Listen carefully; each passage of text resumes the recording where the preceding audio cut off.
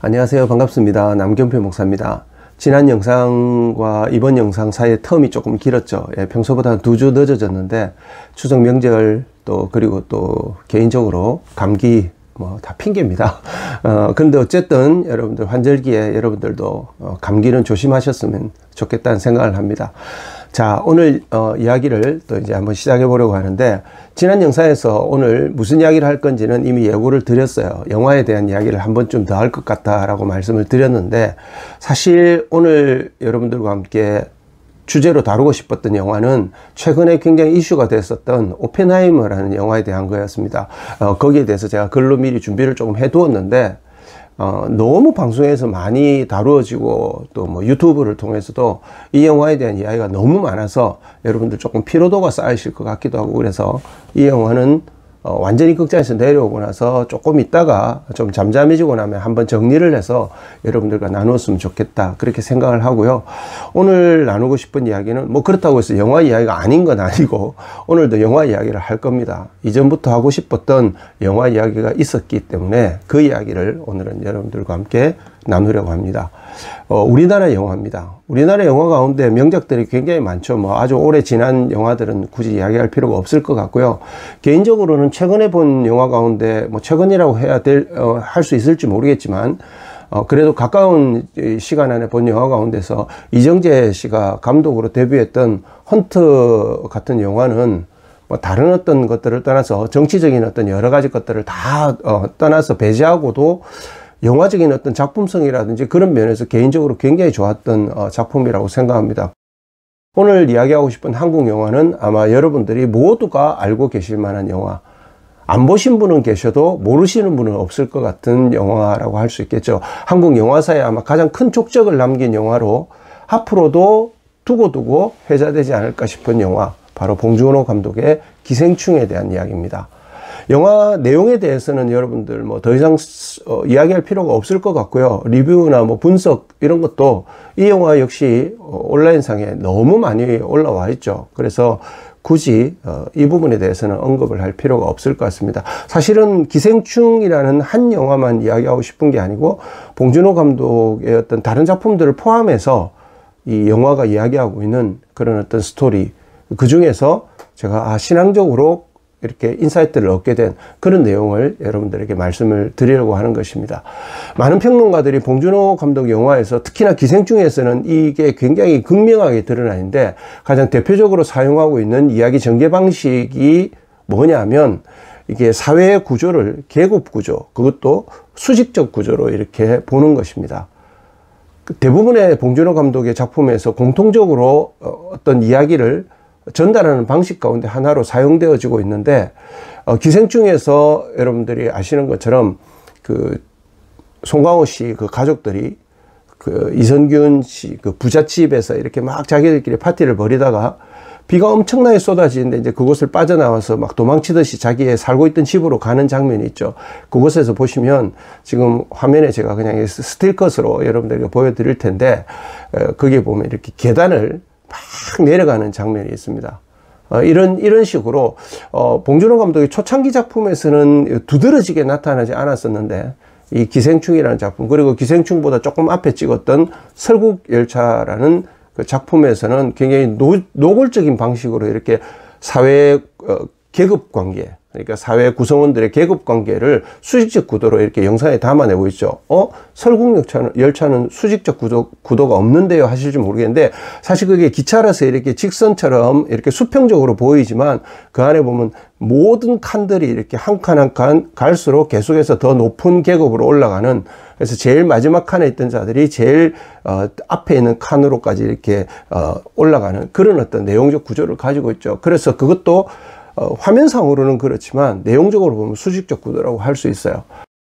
봉준호 감독의 작품에서, 특히 기생충에서는 아주 극명하게 이렇게 사회 구조를, 관계 구도를 계급 구조로 이렇게 보고, 그것을 수직적 관계로 이렇게, 그 수직적 관계 안에서는 항상 힘있고 높은 자들이 위에 있고, 그리고 힘없고 연약한 자들이 아래에 위치하게 되는, 너무나 당연하게 우리가 흔히 알고 있는 모든 세상의 그게 뭐 정치적 제도가 어떻든지 사상이 어떻든지 이념이 어떻든지 모든 사회 구조 안에서 이러한 계급관계, 상하관계, 수직적 구도는 존재한다고 할 수 있습니다.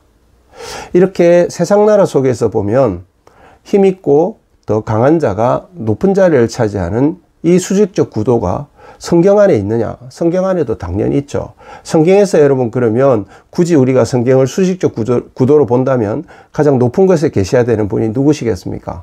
당연히 하나님이시죠. 성경 안에서 보좌라는 단어가, 하나님이 자리하고 계시는 보좌라는 단어가 계시록에만 35번 나오거든요. 원래 거기 계셔야 되는 분이시잖아요. 그죠? 구약에서 하나님의 이름에 엘이라는 신이라는 단어를 붙여서 하나님의 성품을, 속성을 드러내는 이름들이 다양하게 나오는데, 그 중에서 창세기 14장 19절에 보면 멜기세덱이 아브라함을 축복할 때 말했던 엘 엘리온이라는 단어가 높은 곳에, 지극히 높으신 하나님, 이렇게, 그러니까 근접할 수 없는 위치에 계시는 하나님을 표현하는 이름이거든요. 이것처럼 성경에서도 어떻게 보면 하나님과 인간이라는, 창조주와 피조물이라는 관계로 보자면 분명히 이 상하관계가 존재합니다. 근데 성경은 이 상하관계를 뒤집어 버리죠.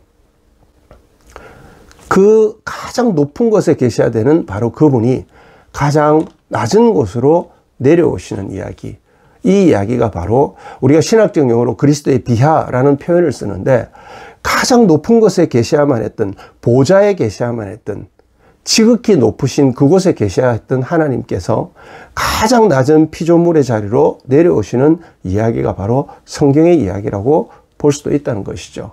빌립보서 2장 6절 이하의 내용에 보면 그는 근본 하나님의 본체시나 하나님과 동등됨을 취할 것으로 여기지 아니하시고 오히려 자기를 비워 종의 형체를 가지셔서 사람들과 같이 되셨다라고 표현을 하고 있습니다. 그리고 심지어 사람의 모양으로 나타나서 자기를 낮추시고 죽기까지 복종하셨으니 곧 십자가의 죽으심이라고 그렇게 이야기하고 있죠. 그리고 9절 이하에는 이러므로 하나님이 그를 지극히 높여 모든 이름 위에 뛰어난 이름을 주사 하늘에 있는 자들과 땅에 있는 자들과 땅 아래에 있는 자들로 모든 무릎을 예수의 이름에 꿇게 하시고 모든 이름으로 예수 그리스도를 주라 시인하며 하나님 아버지께 영광을 돌리게 하셨다라고 기록하고 있습니다. 그렇게 이야기하면 뭐 결국 높은 곳에 있다가 내려왔지만 다시 올라간 것 아니냐, 이렇게 이야기할 수 있겠죠. 근데 여러분, 중요한 것은 무엇이겠습니까? 그 가장 높은 곳에 계셨던 그분이 가장 낮은 곳으로 내려오신 것이 마치 그 기생충 영화에서 이 가난한 집에 봉준호 씨 그 가족들이 주인 집에 그냥 잠시 갔다가 그것을 도망치듯 빠져나오는 이런 이야기는 분명히 아니라는 것이죠. 가장 높은 곳에 계셔야 됐던 그분은 의지적으로 가장 낮은 곳으로 오신 것입니다. 놀러 오신 것이 아니에요. 십자가를 지러 오신 거예요. 죽으시러 오신 거예요. 그리고 그랬던 이유는 다시 결국 내가 높은 곳으로 올라갈 거니까가 아니었어요. 그분이 가장 높은 곳에 계셔야겠던, 수직적 구조로 보자면 가장 높은 곳에 계셔야 됐던 그분이 가장 낮은 곳으로 오신 이유는 가장 낮은 곳에 있는 저와 여러분들을 가장 높은 바로 그 하나님의 나라까지 함께 가자고 그 길을 열어주시기 위해서였습니다. 하나님은 가장 높은 곳에 홀로 영광을 차지하며 계실 수도 있는 분이십니다. 그런다고 해서 어느 누구도 시비 걸 수 없습니다. 그런데 그분께서 이 땅으로 가장 낮은 자리로 내려오셨습니다. 세상이 말하고 있는 모든 계급 구조를 뒤집어 엎으신 것이죠. 그리고 그분은 가장 낮은 곳에 있어야 될 죄인이었던 우리를, 영적으로 죽었던 우리를 다시 살리시사 주님과 같이 그 자리로 같이 가자고 이야기하십니다. 요한복음에서 제자들에게 주님이 떠나실 것을 예고하시면서 내가 가서 너희의 거할 곳을 거처를 마련한 후에 다시 오겠다고 약속하시죠. 히브리서 12장에 있는 말씀처럼 그래서 우리는 믿음의 주요 또 온전케 하시는 예수를 바라보아야 하는 것입니다. 그가 그 앞에 있는 기쁨을 위해서 십자가를 참으셨던 것처럼, 부끄러움을 개의치 아니하셨던 것처럼, 그리고 하나님 보좌 우편에 앉으셨던 것처럼 우리도 지금은 비록 이 땅 가장 낮은 곳에 어쩌면 있을지 모르지만 언젠가 우리가 최종적으로 위치할 자리는 영광스러운 하나님의 보좌 우편, 바로 그 하나님의 나라가 될 것이기 때문에 그렇습니다. 봉준호 감독 영화에 대해서 제가 영화적으로 무슨 평가를 하거나 이러고 싶어서가 아니고요. 계속해서 그 봉준호 감독 영화 속에 나오는 이 계급 구조를 보다가 저게 뒤집혀진 이야기가, 아니 그것을 의지적으로 뒤집어 버리신 하나님의 이야기가 성경인데, 그리고 그분은 다시 그 자리로 가시지만 이제는 홀로 가시는 것이 아니라 우리를 그 자리로 이끌기 위해서 이 땅에 내려오셨는데 라는 생각이 들어서 이 영상으로 함께 이 이야기를 나누고 싶었던 것입니다.